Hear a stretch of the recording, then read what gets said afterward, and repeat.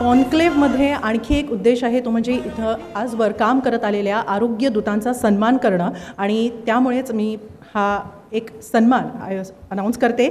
फिलंथ्रॉपिस्ट of the era म्हणून सन्मानित करण्यात येत आहे डॉक्टर अनिल काशी मुरारका यांना. त्यांच्या कार्याची आपण थोडक्यात ओळख करून घेऊया. डॉक्टर अनिल काशी मुरारका हे नाव आरोग्य, शिक्षण, तरुणांचं स्वास्थ्य, व्यसनमुक्ती, वृद्ध सेवा अशा समाजाच्या प्रत्येक विभागाशी घट्ट जोडलं गेलेलं आहे.